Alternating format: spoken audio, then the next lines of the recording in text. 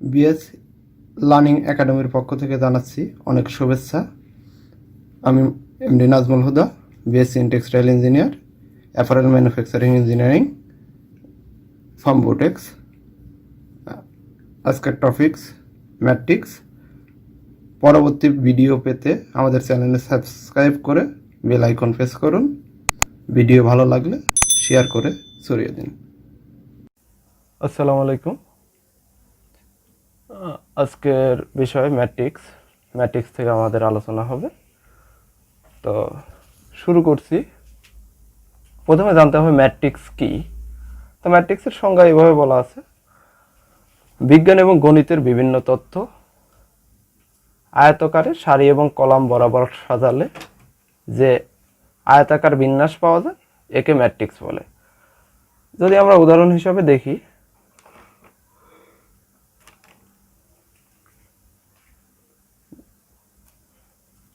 একজন মানুষের প্রতিদিনের শরীরচর্চার অ্যাক্টিভিটিসগুলো যদি দেখি, প্রথমে মনে করলাম হচ্ছে করিমের কমিক নং 1 নিলাম।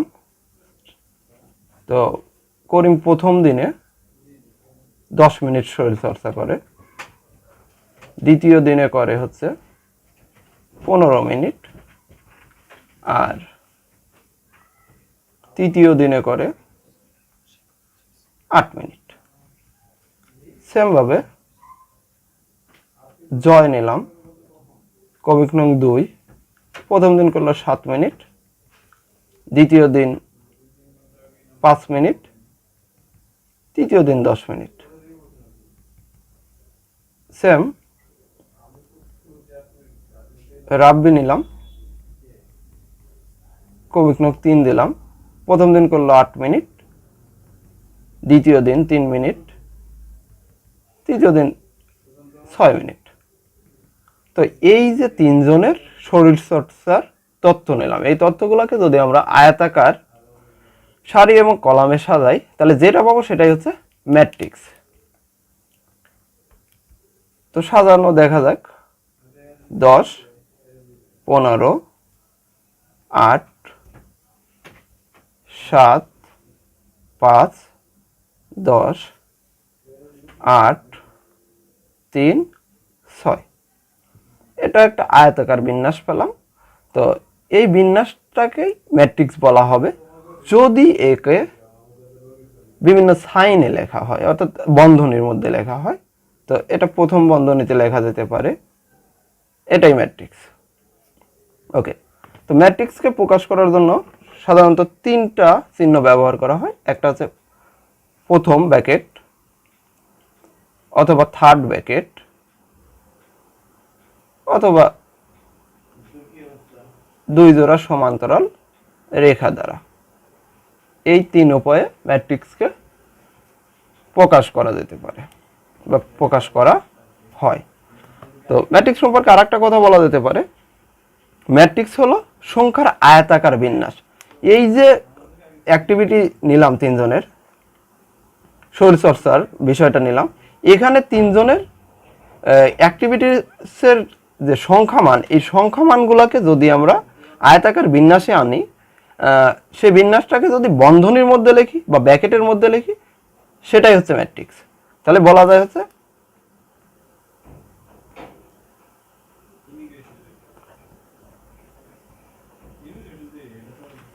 ম্যাট্রিক্স হলো সংখ্যার আয়তাকার বিন্যাস যা বন্ধনীর দ্বারা আবদ্ধ। ওকে, এখন যদি সমীকরণ দেওয়া থাকে সেক্ষেত্রেও ম্যাট্রিক্স তৈরি করা সম্ভব। যে সমীকরণ জোট থেকে আমরা কিভাবে ম্যাট্রিক্স তৈরি করে থাকি, তো আমি একটা সমীকরণ লিখছি, সে 2x + 3y = 9। এক। ওকে, আরেকটা লিখলাম x + 9y = 10। 2। এই দুটো সমীকরণ থেকে ম্যাট্রিক্স তৈরি করা সম্ভব। কিভাবে সম্ভব? আমরা এদের যে যে দুটো চলক আছে এক্স ওয়াই চলক আছে তার সহগগুলোকে নেব, আর অপর পাশে যে কনস্ট্যান্টটা আছে সেটাকে নেব। তো এটাকে এভাবে লেখা হয় 2 3 9 1 9 10। ওকে, এখানকার 2 নিলাম, এখানকার 3 নিলাম ওয়াই এর সহগ, ওকে 9। তো এটাই ম্যাট্রিক্স, এটাকে আমরা লিখলাম এইভাবে। তাহলে সমীকরণ জোট থেকে এভাবে ম্যাট্রিক্স গঠন করা যায়। এবার আসি ম্যাট্রিক্সের সারি আর কলাম কিভাবে চিনব এবং কোনটাকে সারি বলা হয় কোনটাকে কলাম বলা হচ্ছে। তাহলে যে কোনো একটা ম্যাট্রিক্স কনসিডার করি। ধরলাম এ ম্যাট্রিক্স ইকুয়াল টু 1 4 5 2 9 7 3 -4 0। এটা একটা ম্যাট্রিক্স ধরলাম। তো এই ম্যাট্রিক্সে কি কি আছে আমরা একটু দেখব। ওকে, এগুলাকে উলম্ব রেখা বলে। এগুলো হচ্ছে উলম্ব রেখা, এই বরাবর আমি একটু মার্ক করে দিচ্ছি হাইলাইটার দিয়ে। এগুলাকে উলম্ব রেখা বলে। তো এটাকে বলা হয় প্রথম উলম্ব রেখা, প্রথম উলম্ব রেখা। ওকে, তো এই প্রথম উলম্ব রেখাকে আবার বলে কলাম। সো এটাকে বলা যায় কলাম 1 বা প্রথম কলাম। সেম এটা, তাহলে আমি সি দ্বারা লিখতেছি এখন, এটা কলাম 1, এটা হচ্ছে দ্বিতীয় উলম্ব রেখা বা দ্বিতীয় কলাম, এটাকে তৃতীয় উলম্ব রেখা বা তৃতীয় কলাম বলা যেতে পারে। সেম ভাবে আনুভূমিক বরাবর যে রেখাগুলো আছে, যেমন আনুভূমিক রেখা, এটা একটা আনুভূমিক রেখা, দ্বিতীয় আনুভূমিক রেখা। তো এই আনুভূমিক, এটাকে বলা হয় আনুভূমিক রেখা। তাহলে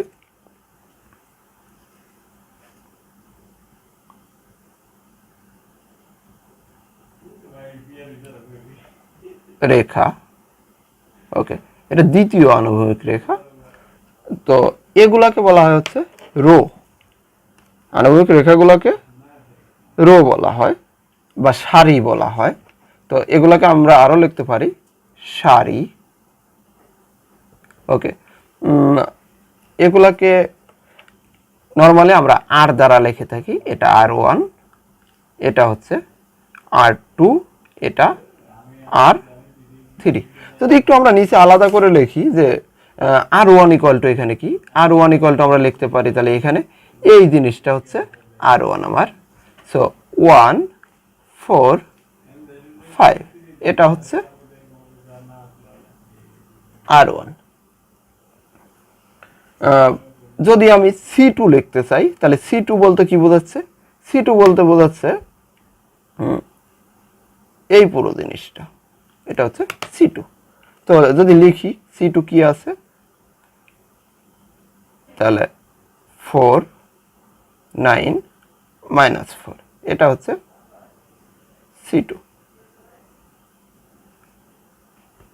ওকে, এগুলো কিন্তু আলাদা আলাদাভাবে R1 কে আলাদাভাবে একটা ম্যাট্রিক্স বলা যেতে পারে, C2 কে আলাদাভাবে একটা ম্যাট্রিক্স বলা যেতে পারে। আর কোনো ম্যাট্রিক্স থেকে যদি অন্য একটা ম্যাট্রিক্স, কোনো ম্যাট্রিক্সের একটা বিশেষ অংশ নিয়ে যদি কোনো একটা ম্যাট্রিক্স গঠিত হয়, তাকে সাব ম্যাট্রিক্স বলে বা উপ ম্যাট্রিক্স বলে। এটা নিয়ে আমরা এখনই দেখবো, একটু পরে দেখব।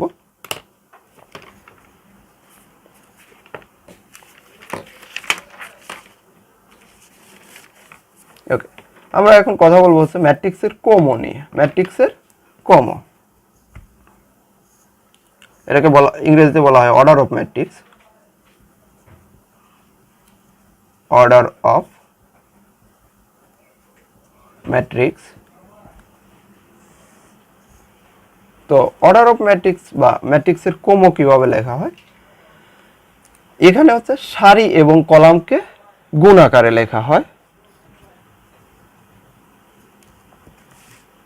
ওকে, m সংখ্যক সারি নিলাম, আর n সংখ্যক যদি কলাম নেওয়া হয়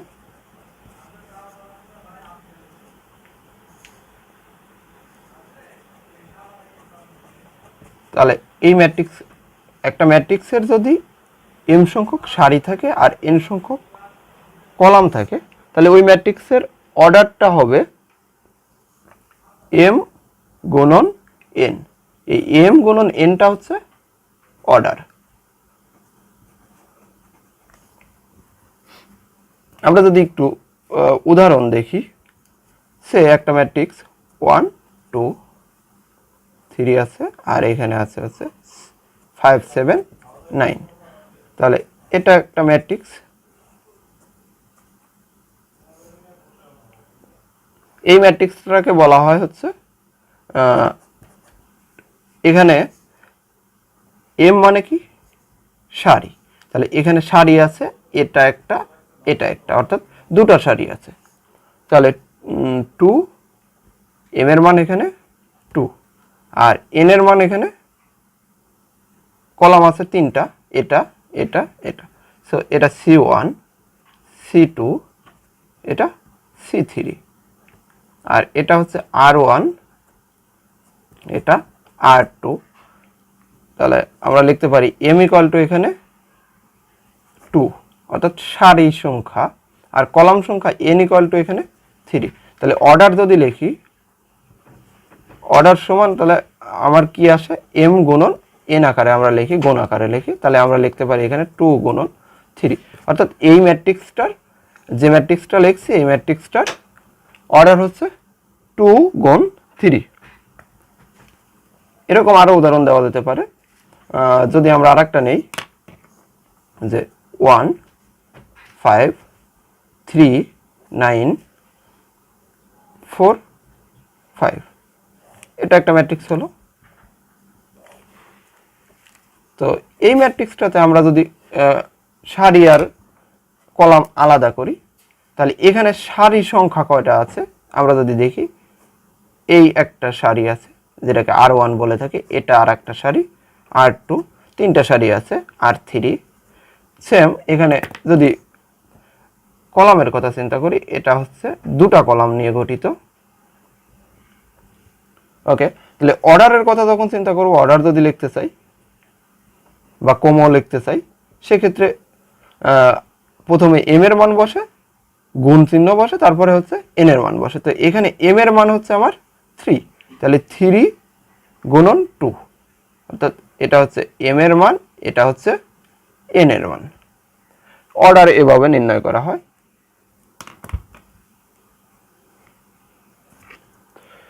ম্যাট্রিক্স সম্পর্কে বেশ কিছু সংজ্ঞা আছে, অর্থাৎ ম্যাট্রিক্সের প্রকারভেদ থেকে আমরা সংজ্ঞাগুলো দিয়ে থাকি। যেমন একটু আগে বলছিলাম যে এই এখানে বলা হচ্ছিল যে এই r1 দ্বারা একটা ম্যাট্রিক্স গঠিত হয়েছে, এখানে c2 একটা ম্যাট্রিক্স গঠিত হয়েছে। তো r1 c2 কি ধরনের ম্যাট্রিক্স, এগুলো নিয়ে এখন একটু কথা বলবো। প্রথমে আসি সারি ম্যাট্রিক্স। সারি ম্যাট্রিক্স বলতে যেখানে শুধুমাত্র একটা সারি থাকবে।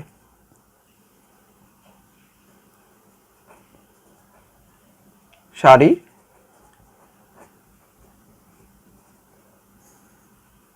ম্যাট্রিক্স, তো যে ম্যাট্রিক্স কেবল একটা সারি নিয়ে গঠিত তাকে হচ্ছে সারি ম্যাট্রিক্স বলা হচ্ছে।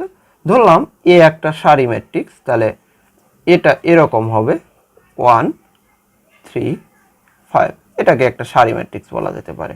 অথবা বি ইকুয়াল টু হতে পারে 2 6, এটা একটা সারি ম্যাট্রিক্স। সারি ম্যাট্রিক্স মানে শুধুমাত্র একটা সারি দ্বারা গঠিত। সেম কলাম ম্যাট্রিক্স আছে।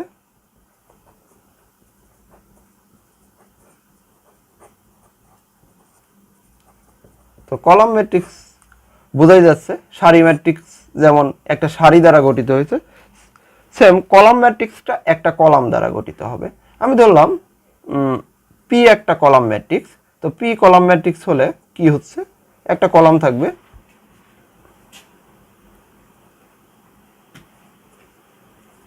এই যে একটা কলাম দ্বারা গঠিত হলো, একে বলা হচ্ছে কলাম ম্যাট্রিক্স। এখন কোনো একটা ম্যাট্রিক্স যদি সাধারণ আকারের ম্যাট্রিক্স যদি থাকে, সে এখানে আমি একটা ম্যাট্রিক্স ধরলাম 1 2 3 7 9 8 9 ওকে 0 5 2। তো এটা আমার একটা ম্যাট্রিক্স। এখন এই ম্যাট্রিক্স থেকে শুধুমাত্র এই ম্যাট্রিক্সের C2 নিয়ে অর্থাৎ কলাম 2 নিয়ে একটা ম্যাট্রিক্স গঠন হতে পারে। তো C2 নিয়ে যখন একটা ম্যাট্রিক্স গঠিত হবে, সে ম্যাট্রিক্সটা অবশ্যই কলাম ম্যাট্রিক্স হবে। সেম ভাবে যদি আমি বলি যে একটা সারি নিয়ে ম্যাট্রিক্স, এই ম্যাট্রিক্সের একটা সারি নেই, তাহলে একটা সারি ম্যাট্রিক্স হবে। এখানে তৃতীয় সারিটা বা R3 যদি নেই, তাহলে এটা একটা সারি ম্যাট্রিক্স হলো। এবার আসি বর্গ ম্যাট্রিক্সে। বর্গ ম্যাট্রিক্স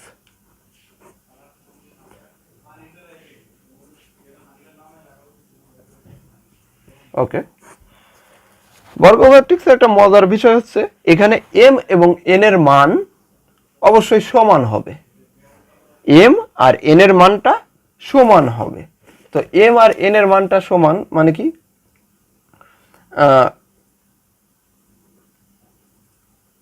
এই একটা ম্যাট্রিক্স নিলাম।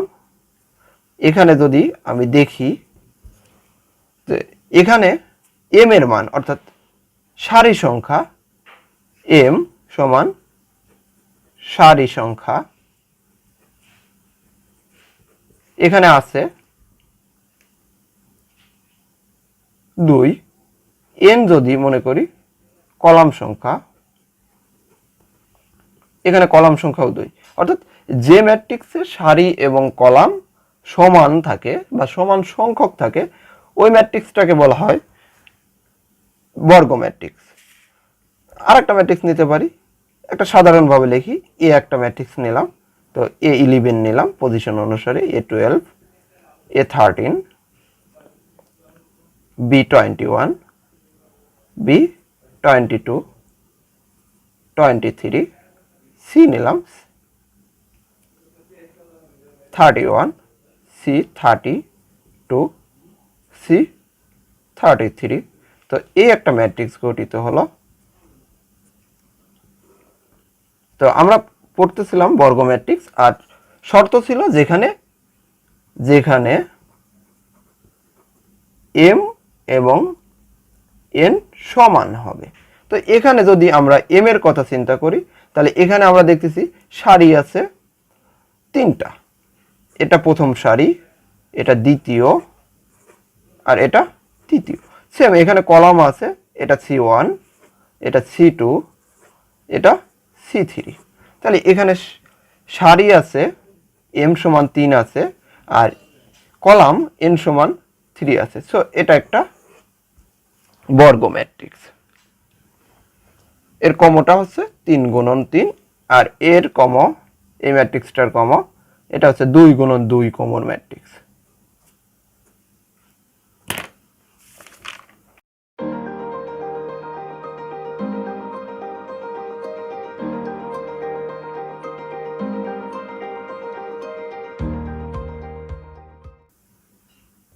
এবার আসি আয়ত ম্যাট্রিক্স। যে আয়ত ম্যাট্রিক্স জিনিসটা কি, আমরা একটু আয়ত ম্যাট্রিক্স নিয়ে কাজ করব।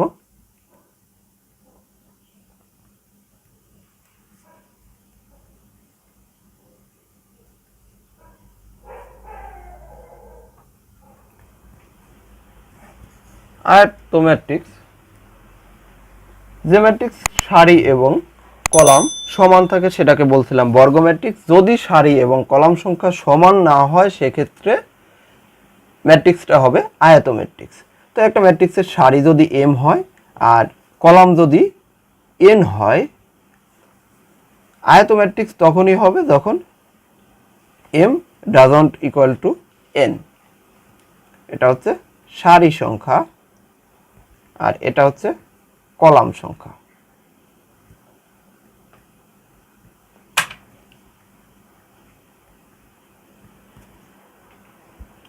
আমরা উদাহরণ যদি দেখি,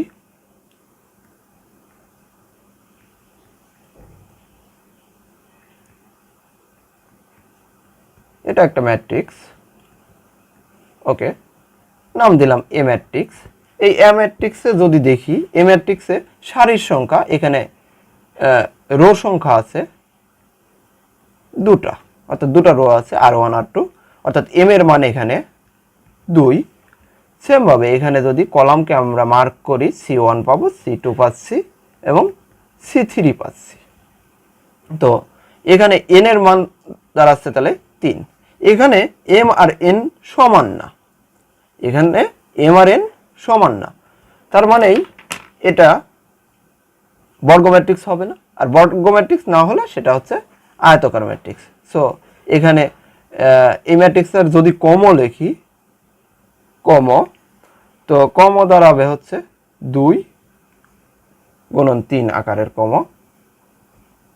ওকে, এটা হচ্ছে আয়ত ম্যাট্রিক্স। আয়ত ম্যাট্রিক্স আরও হতে পারে, সে বি একটা ম্যাট্রিক্স,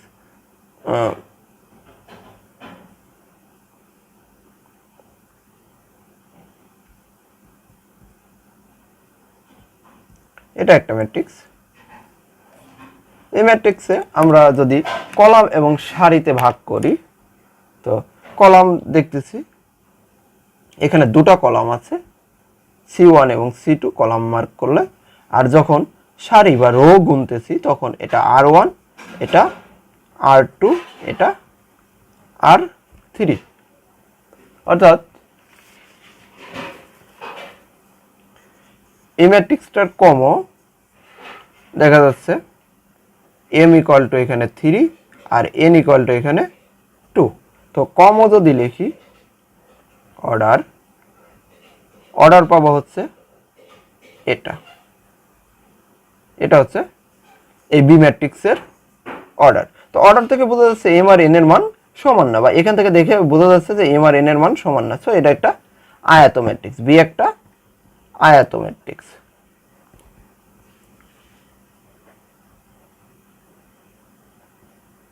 বি একটা আয়ত ম্যাট্রিক্স, ওকে। এবার আসি শূন্য ম্যাট্রিক্স, যে ম্যাট্রিক্সকে কখন শূন্য বলা হয়, বা একটা ম্যাট্রিক্সকে কখন শূন্য বলা হচ্ছে।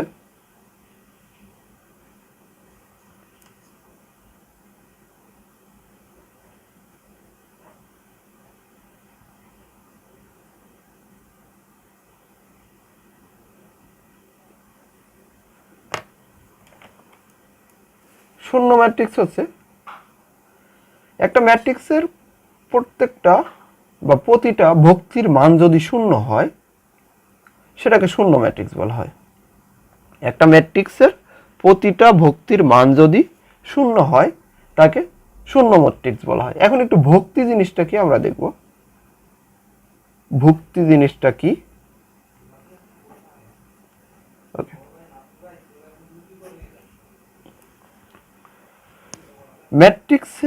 ম্যাট্রিক্সটা যতগুলা উপাদান নিয়ে গঠিত প্রত্যেকটাই হচ্ছে তার ভক্তি। যেমন বি ম্যাট্রিক্সে 3 একটা, 3, 17, 11, 5, -1, 0, এগুলো হচ্ছে ভক্তি। তো কোনো একটা ম্যাট্রিক্সের এই ভক্তিগুলোর মান যদি শূন্য হয়, অর্থাৎ প্রত্যেকটা ভক্তির মান যদি শূন্য হয় সেটাকে বলা হবে শূন্য ম্যাট্রিক্স। তো আমি এ একটা ম্যাট্রিক্স ধরলাম, এ ম্যাট্রিক্সে শূন্য ম্যাট্রিক্স যদি হয় তাহলে এর প্রত্যেকটা ভক্তির মান কি হবে? শূন্য হবে।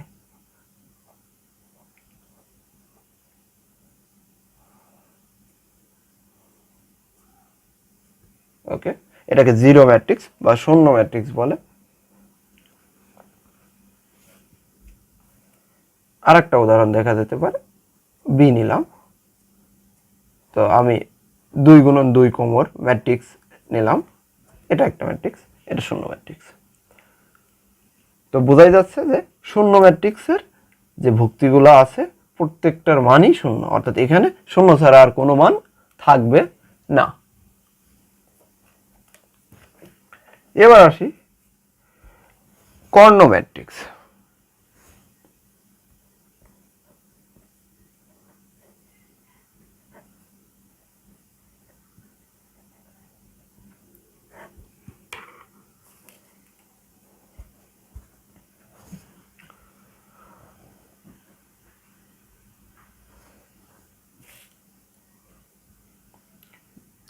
কোনো বর্গ ম্যাট্রিক্সের প্রধান কর্ণের ভক্তিগুলা যদি অশূন্য হয় আর অন্য ভক্তিগুলা যদি শূন্য হয় তাকে কর্ণ ম্যাট্রিক্স বলে।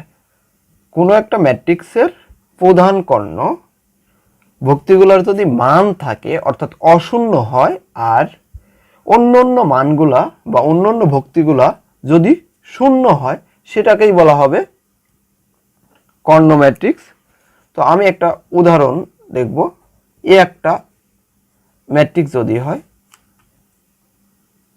তো এর উপাদান নিলাম বা ভক্তিগুলো নিচ্ছি। প্রথম ভক্তি হচ্ছে 1 নিলাম, 0 0, এরপরে 0 2 0 নিলাম, 0 0 3। এই যে ম্যাট্রিক্সটা গঠিত হলো এর প্রধান কর্ণটা হচ্ছে এটা, এর প্রধান কর্ণ এটা। তো এই প্রধান কর্ণ বরাবরই দেখা যাচ্ছে যে ভক্তিগুলোর মান অশূন্য। বাকি মানগুলা আমরা যদি দেখি এই মানগুলা কি হচ্ছে শূন্য, এই মানগুলা শূন্য। তো এই ধরনের ম্যাট্রিক্সকে বলা হয় হচ্ছে কর্ণ ম্যাট্রিক্স। এই ধরনের ম্যাট্রিক্সকে বলা হয় কর্ণ ম্যাট্রিক্স। কোনো ম্যাট্রিক্সের প্রধান বা মুখ্য কর্ণের ভক্তি ব্যতীত অপর সকল ভক্তির মান যদি শূন্য হয় সেই ম্যাট্রিক্সটাকে বলা হবে কর্ণ ম্যাট্রিক্স। আমি আর একটা উদাহরণ নিচ্ছি বোঝার সুবিধার্থে। ধরলাম পি একটা ম্যাট্রিক্স। তো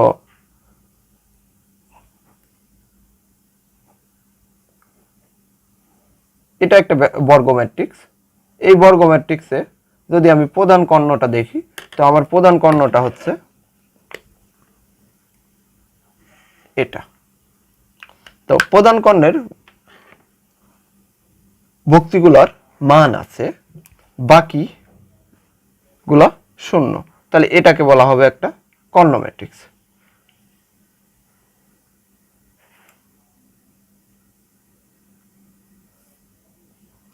এরপরে আসা যাক স্কেলার ম্যাট্রিক্স কি।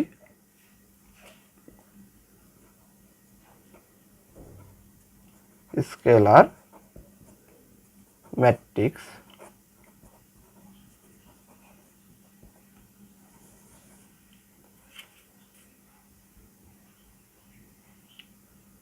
স্কেলার ম্যাট্রিক্স বলতে বোঝায় যে কর্ণ ম্যাট্রিক্সের প্রধান কর্ণের সকল ভক্তির মান সমান তাকে বলা হয় স্কেলার ম্যাট্রিক্স। অর্থাৎ আমরা কর্ণ ম্যাট্রিক্সে দেখলাম যে প্রধান কর্ণের ভক্তিগুলোর মান অশূন্য হতে হবে, সেটা হবে কর্ণ ম্যাট্রিক্স।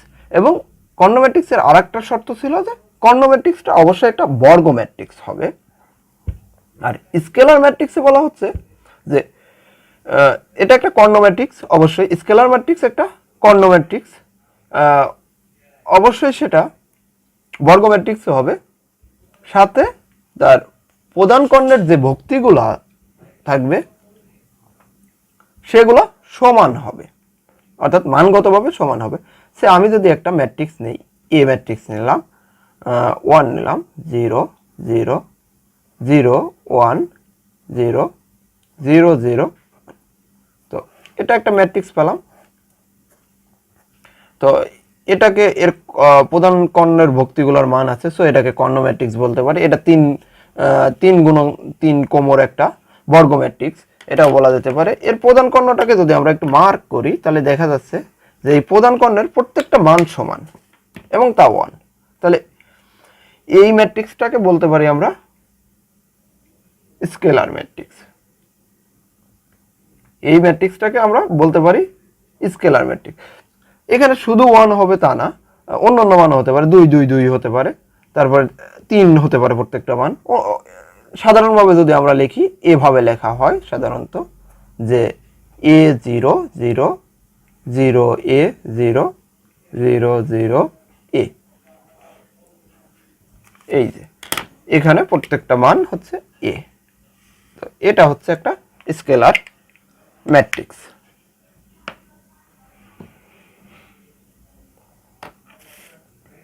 এরপরে আসি অভেদক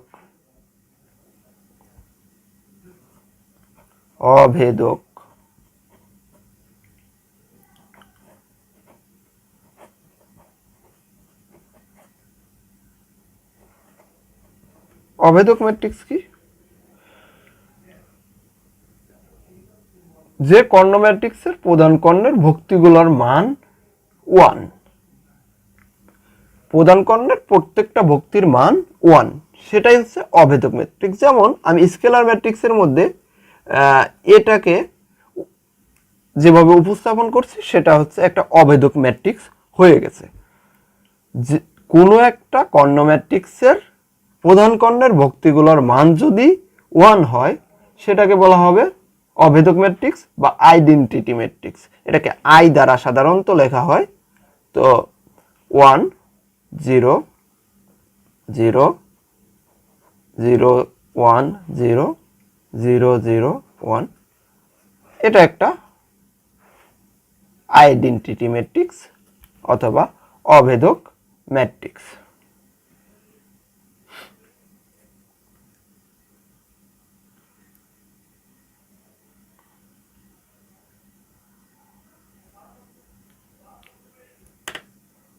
ওকে, এখান থেকে আরো কিছু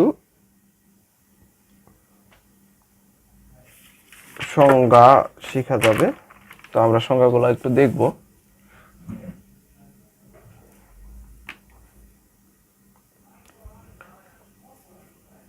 সব ধরনের সংজ্ঞাই দেখবো, তবে আমি প্রথমের দিকে একটু সহজ প্লাস ইম্পর্টেন্ট সংজ্ঞাগুলো আলোচনা করছি, আর সাথে উদাহরণ দেওয়ার চেষ্টা করছি যাতে উদাহরণ থেকে সবকিছু বোঝা যায়। তো আমরা যখন কর্ণ ম্যাট্রিক্স শিখলাম, তারপরে অভেদক ম্যাট্রিক্স শিখলাম, এরপরে শিখলাম হচ্ছে স্কেলার ম্যাট্রিক্স, শূন্য ম্যাট্রিক্স শিখলাম। এখন বিশেষ কিছু সংজ্ঞা শিখবো, যেমন উদ্ধ ত্রিভুজ ম্যাট্রিক্স।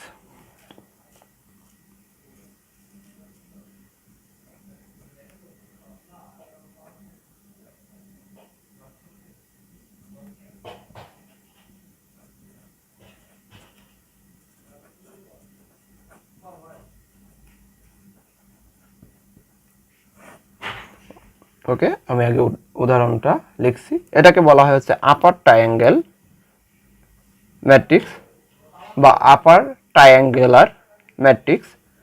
তো নর্মালি আপার শব্দ থেকে আমি ইউ দিয়ে লিখলাম, এবিসি যে কোনো নাম দিয়ে আমরা হচ্ছে রিপ্রেজেন্ট করতে পারি, কোনো সমস্যা নাই। তো আমি লিখছি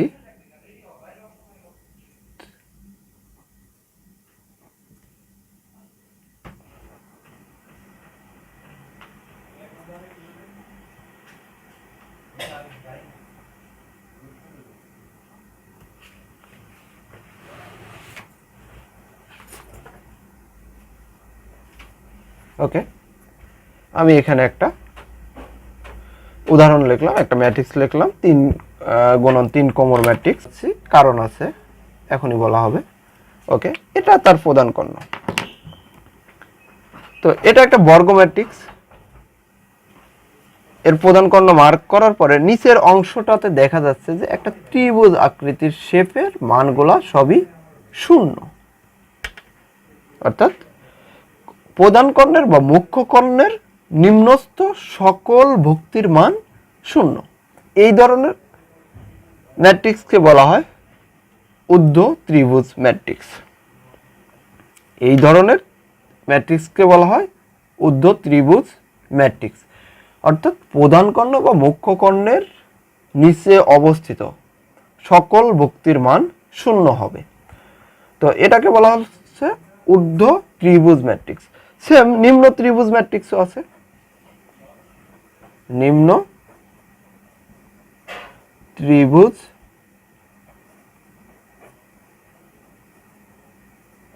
ম্যাট্রিক্স। তো লোয়ার ট্রায়াঙ্গুলার ম্যাট্রিক্স, একে এল দ্বারা লিখলাম আমি। তো মানগুলো লিখবো, সেম জিনিসটাই আমি লিখতে চাচ্ছি। ওকে, 3 0 0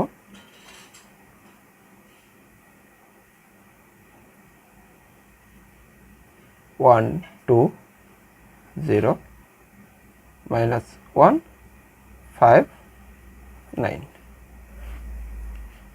ওকে, এটা একটা ম্যাট্রিক্স লিখলাম। এই ম্যাট্রিক্সটার যদি আমি প্রধান কর্ণকে মার্ক করি, তো প্রধান কর্ণ এটা। প্রধান কর্ণের উপরে অবস্থিত উপরস্থ যে ভক্তিগুলো আছে এই ভক্তিটার মানগুলা প্রধান কর্ণের উপরস্থ ভক্তিগুলোর মান কেমন? 0। তাহলে এটাকে বলা হয় হচ্ছে নিম্ন ত্রিভুজ ম্যাট্রিক্স। এটাকে নিম্ন ত্রিভুজ ম্যাট্রিক্স বলে। কোনো একটা বর্গ ম্যাট্রিক্সের মুখ্য বা প্রধান কর্ণের উপরস্থ ভক্তিগুলোর মান 0 হলে তারকে বলা হবে হচ্ছে নিম্ন ত্রিভুজ ম্যাট্রিক্স।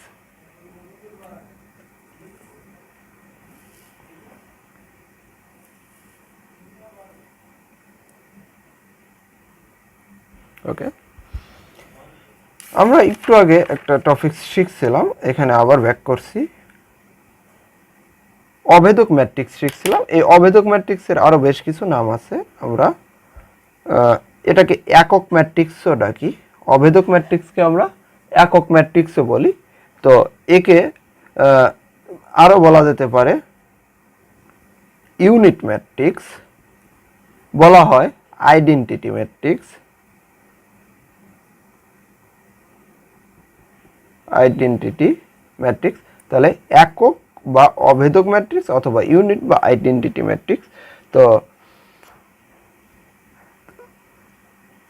বোঝাই যাচ্ছে যে অভেদক ম্যাট্রিক্স কি। অভেদক ম্যাট্রিক্সের প্রধান কর্ণ ভক্তিগুলোর মান 1 হয় আর বাকি ভক্তিগুলো 0 হয়। ওকে, এর ক্রম অনুসারে আবার একে একটু লেখা হয় সুন্দর মতো। যেমন এটাকে যদি আমরা ক্রম অনুসারে লিখি তাহলে 3 গুণন 3 ম্যাট্রিক্স, অর্থাৎ এটা একটা 3-এর বর্গ ম্যাট্রিক্স। সো আমি I3 লিখতে পারি। সেম অবস্থায় I2 লেখা যেতে পারে 1 0 0 1। তো এটা একটা ম্যাট্রিক্স, এটাকে I2 বলা হয় বা I2 লেখা হয় সাধারণত।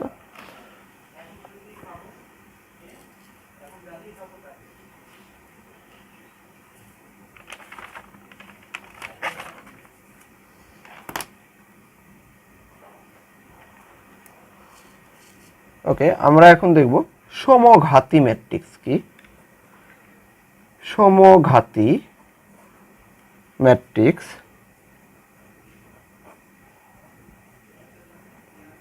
সমঘাতী ম্যাট্রিক্স। কোনো একটা ম্যাট্রিক্সকে সমঘাতী ম্যাট্রিক্স বলা হবে। সে এ একটা ম্যাট্রিক্স, এ ম্যাট্রিক্সটা সমঘাতী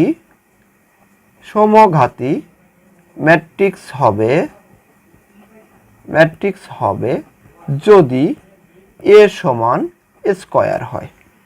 অর্থাৎ কোনো একটা ম্যাট্রিক্সের বর্গ মান যদি ওই ম্যাট্রিক্সের মতোই হয় বা একই হয়, সেটাকে বলা হচ্ছে সমঘাতী ম্যাট্রিক্স।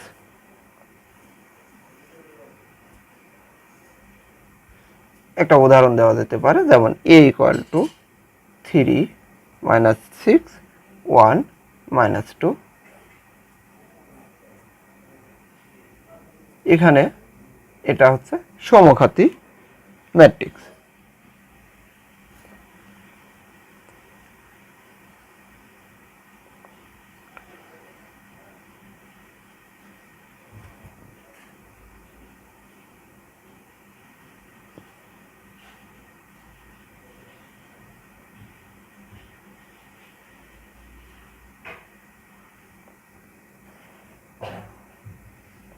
এবার বিম্ব ম্যাট্রিক্স,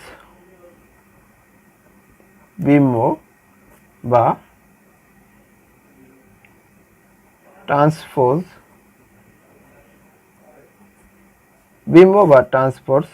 ম্যাট্রিক্স।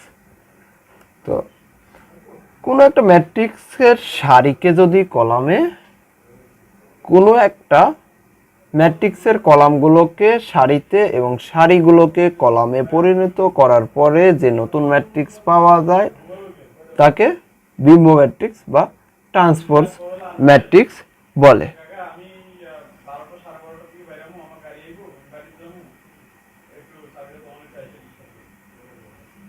তো আমি একটা উদাহরণ লিখছি। সে 1 2 5 2 7 9 এটা একটা আমি ধরলাম একটা ম্যাট্রিক্স।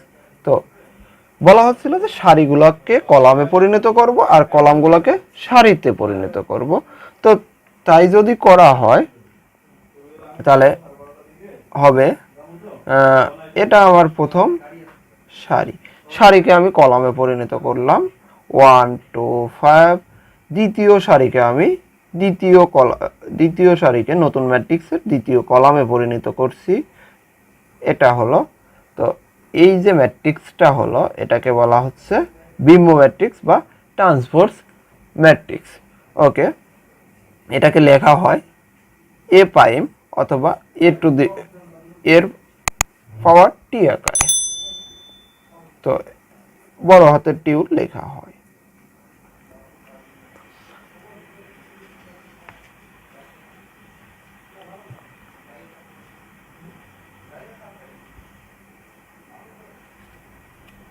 ওকে, আজকে এ পর্যন্তই।